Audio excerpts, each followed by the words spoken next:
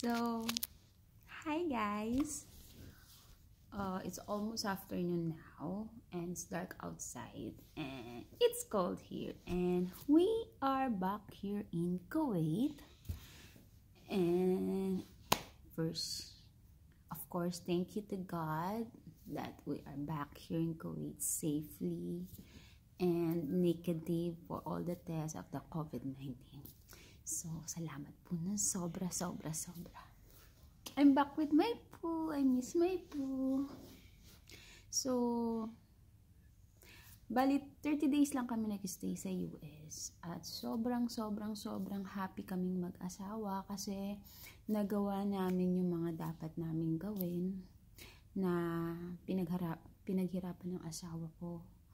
Stress siya sobra doon, tapos maraming online siyang ginawa, maraming call siyang ginawa, ang dami-daming stress siyang ginawa. Samantalang ako bilang asawa, nangalang ako rito. Pero I think sapat na yun sa asawa ko na nandito ako, hindi nagtatrabaho, katabi lang niya. Malaking tulong na yun sa kanya kasi hindi niya ako iniisip, hindi ako malayo sa kanya, nandito ako sa tabi niya, kaya happy na siya na kahit hindi ako nakakatulong sa kanya financial, magkasama kami. At yun lang talaga ang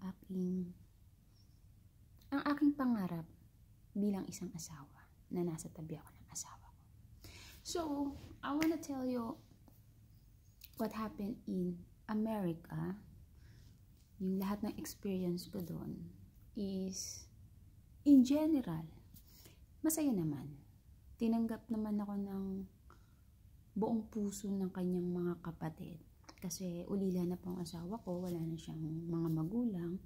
Pero syempre, unang araw pa lang, tinanong ako ng asawa ko kung ano daw ang gagawin namin sa US sa unang araw. Wala akong ibang sinabi sa kanya kundi ang dumalaw sa sementeryo, sa puntod ng kanyang mga magulang. So, yun ang una namin ginawa. Bumati ako sa magulang niya. Siyempre, hindi ako nakapagtirik ng kandila actually. Wala silang kandila doon. Yung lugar po ng asawa ko is, kumbaga sa Pilipinas, isa siyang baryo. Isa siyang probinsya na baryo pa. So, konti lang po yung mga tao at kung titignan mo, puro matatanda ang tao doon.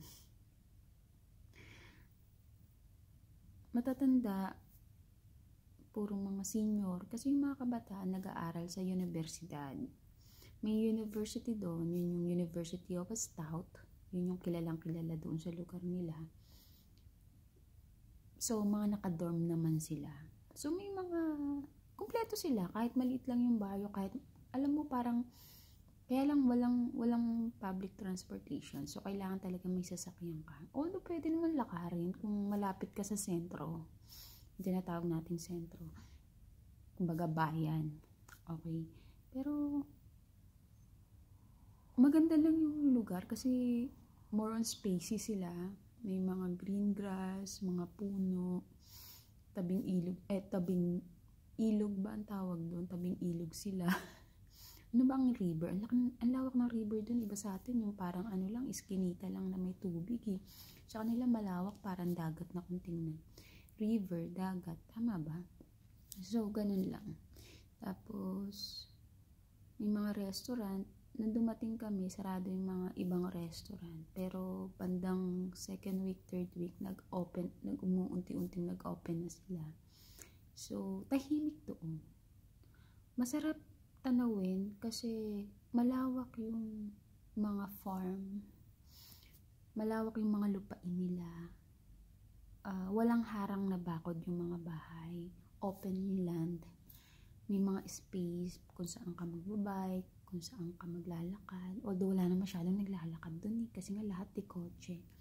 Tapos nandun lahat, wala lang siyang Starbucks pero may mga coffee, especially may McDo.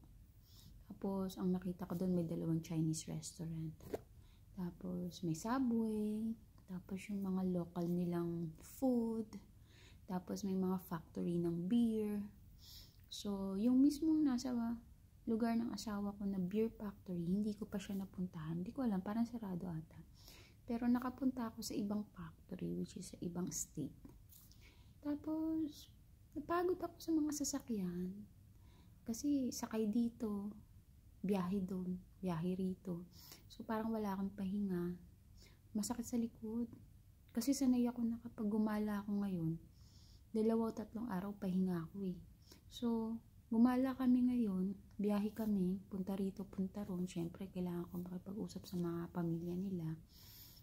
Tapos, isa pa pala, meron silang patay. So, at the same time, biyaya yun sa akin kasi nagkaroon ng family gathering. So, nakilala ko halos ang lahat. Maliban dun sa nasa Arizona. Pero, nakilala ko naman yung family niya nung nagpunta kami sa cabin. So, marami akong ikukwento. At the same time, medyo mahirap yung editing kasi nga, phone lang yung gamit ko, diba? At tapos, idudugtong-duktong ko siya. So, watch out for my vlog sa YouTube kasi ang hirap i-edit, 'di ba? Super thank you ako sa phone ko kasi malamig doon pero hindi siya nag-shutdown. Although hirap na hirap ako sa internet connection kasi doon lang sa bahay na ini-stayan namin merong internet. So maghapon akong nasa galaan. Tapos pagdating ko sa bahay, pahinga, gutom ako sa pagkaing Pinoy kasi puro naman tinapay sila doon, burger. Puro tinapay. So gutom ako. So tapos pagod pa ako, masakit likod ko. Syempre every now and then may drama doon, may irritable kang wala ako sa mood, yung mga ganun. So watch out na lang kayo. Kung ano yung matatapos ko, yun na lang i-upload ko sa YouTube. Pero masaya. Overall, 30 days a wonderful vacation. So, ito yung pangalawang bakasyon namin mag-asawa na magkasama ng 30 days. So, awesome. Thank you so much, Happy, for everything. So, ngayon is quarantine pa kami. So, makikita ko ang mundo ng Kuwait sa 2021. Kasi quarantine kami. So, kasama pa kami mag-asawa. So, katulad ngayon, gising ako, tulog asawa ko. Kasi, sa madaling araw, gising kami. Ang gulo namin, ang gulo ng setup. Sana hindi kami masanay na ganito. Kasi pagpasok niya na naman sa work, nahihirapan siya. Ako, walang problema. Nangangalang ako dito. Diba? So, ang saya lang po kasi, dito na ka, Layla. Nandito na ka. Nakarating na ako sa US. Nakuha ko na lahat ng ID ko. Masayang-masaya po ako kasi wala nang reason para hindi ako makasama sa asawa ko sa susunod niyang bakasyon. Succeed! So, succeed po kami. Thank you so much. I love you too, hubby.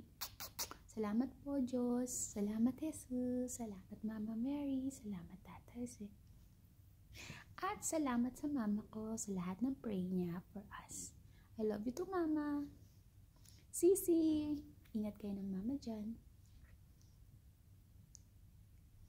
Peace out, guys!